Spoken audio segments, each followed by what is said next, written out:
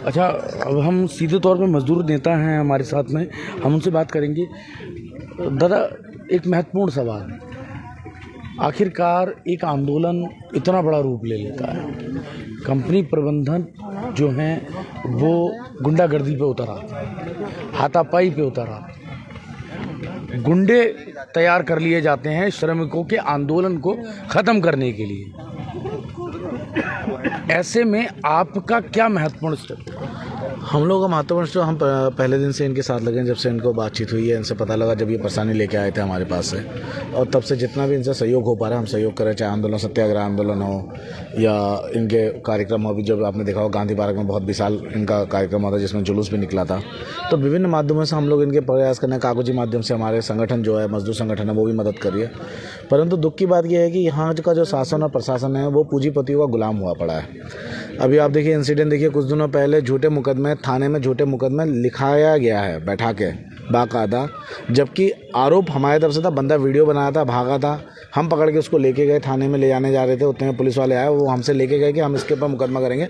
मगर थाने में बैठने के बाद थाने में ऐसा क्या गया, ऐसे कौन सी मोटी रकम गई, या ऐसा कैसा कौन से अधिकारी का प्रेशर आया, कौन से नेता का प्रेशर आया, जिससे उन्होंने इनके ऊपर झूठ, डकैती का, लूट का और मारपिटाई का मुकदमा दर्ज कर दिया, रिपोर्ट कर दिया।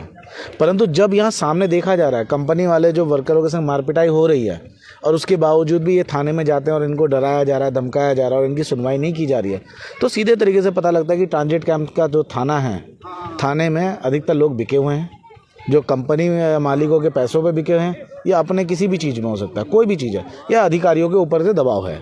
नहीं तो ऐसा क्या हो रहा है कि एक एफआईआर दर्ज करने में, इनको एनसीआर देने में क्या प्रॉब्लम है इन बच्चों को? कल ये बच्चा जैसा बता रहा है कि चोट आने के बावजूद भी वो कह रहे हैं कि चोट नहीं लगा है, तुम्हें इतनी चोट नहीं है।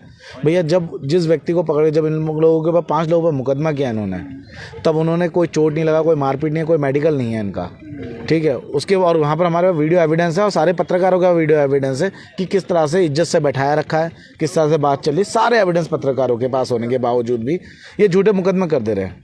और इनके ऊपर एसडीएम साहब हमारे यहाँ के, तो मैं क्या कहूँ, माशाअल्लाह है, ठीक है। उनका तो कह नहीं सकते कि बहुत ज़्यादा ईमानदार व्यक्ति हमारे यहाँ के। वो गरीबों पे तो मुकदमा दर्ज कर देते हैं, मगर कंपनी मालिकों पे चालान काटने से डरते हैं। खुद ही के नाम पे अभी उनका मामला चला है, बॉबी पवार वाले मामले में भी उनका स्थिति ऐसी ही है। उन्होंने मानहानि का दावा कर रखा है, जब उसने उनके कागज़ों के ऊपर उठाया कि सीधे सरकार की तरफ से, उनका सीधे कहता है, यहाँ के बच्चों को मालूम है, सीधे भाजपा सरकार की तरफ से या नेताओं की तरफ से उनको अपॉइंट किया गया है। और तब जब नेता ही कंपनी मालिकों के हैं तो ये कहाँ सुनेंगे? मजदूरों को यहाँ पर बुला के 151 के मुकदमे में थाने बुला के पट्टे चढ़ाए जा रहे हैं मजदूरों को, और कंपनी मालिकों को बैठा के ऑफिस में मिठाई खिलाया जा रहा है पुलिस प्रशासन द्वारा, अधिकारियों द्वारा। तो फिर ये जो स्थिति है, जो रुद्रपुर की स्थिति एकदम बना रखा, गुंडा राज जैसा हो गया ना। और ख़ासतौर से इसका सबसे बड़ा कारण है यहाँ का जनप्रतिनिधि।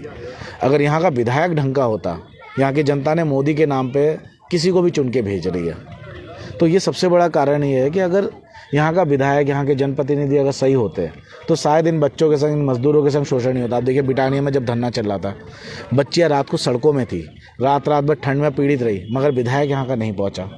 क्योंकि कारण ये है कि उसको मालूम है मोदी के नाम से जीता हुआ है, हम काम करें या ना करें, देश की जनता ऐसी अंधी हो गई है, अंधभक्त हो गई है कि मोदी कुछ भी करे, उसके सपोर्ट में जो भी बंदा खड़ा होगा उसको चुनाव जिताएंगे। तो ये स्थिति जब तक चलती रहेगी, देश की जनता जब तक समझेगी, तब तक ऐसे मजदूरों का शोषण होता रहेगा भाई साहब। और इसको बदलने के लिए हम सारी जनताओं को आगे आना चाहिए, और इनका शोषण बर्दाश्त नहीं किया। मैंने तो साहब पहले भी कहा था और अभी भी ये कह रहा हूँ, जब तक हम जिंदा हैं, रुद्रपुर में हैं या भारत के अंदर है, तब तक किसी भी मजदूर के शोषण होगा, हम आवाज़ उठाएंगे। हमारे ऊपर चाहे कितने ही मुकदमे कर दो, इनके लिए, इनके मामलों की लड़ाई और कई मजदूरों के मामलों की लड़ाई में कम से कम अभी तक पिछले 2 साल में 7 मुकदमे हो चुके हैं। और जबकि कोई लड़ाई झगड़े का नहीं, सिर्फ मुकदमा इसलिए कि हम मजदूरों की आवाज़ उठा रहे हैं, हम गरीबों की आवाज़ उठा रहे हैं, हम उनके हक़ की लड़ाई लड़ रहे हैं। तो ये जो शासन अगर कल के दिन, अगर कल तक का टाइम देता है, अगर कल तक इसका एफआईआर लॉन्च नहीं होती है, एफआईआर अगर नहीं दर्ज की जाती है, तो कल ही हम शाम को इसी ट्रांजिट कैंप थाने के चौकी में बाहर बैठ के धरना देंगे। ये हमारे क्लियर है। ये आंदोलित जो आप धरने की बात कर रहे हैं, ये क्योंकि उनका कहना यह है कि आप लगातार हंगामा कर देते हैं, उत्पात कर देते हैं, अंत में जो है आपके खिलाफ कार्रवाई करनी पड़ती है शांति भंग की। बिल्कुल भाई साहब, अगर शांति भंग कब करता है इंसान? जब इंसान की परेशानी होती है, पीड़ित प्रताड़ित किया जाता है। जब हम आपको कागज़ दे रहे हैं, आप उस कागज़ में कार्रवाई करिए ना तुरंत। आप देखिए, अगर कल अभी तक उन्होंने FIR दर्ज करके इनको कागज़ दे देते तो शायद एक संतुष्टि हो जाती।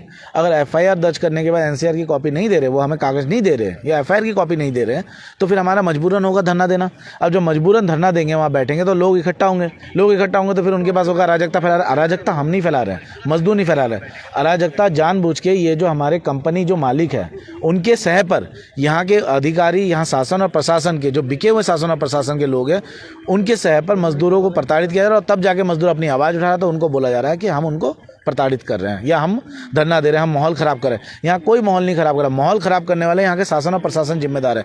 यहाँ का अगर ALC DLC चाहे तो 2 मिनट में कंपनी मालिक को इतना बड़ा मांग नहीं है, सिंपल सी छोटी मांग है। कंपनी मालिक को अगर थोड़ा सा प्रेशर दे, बोले कि हाँ इन मजदूरों की मांग, इनकी क्या मांग है?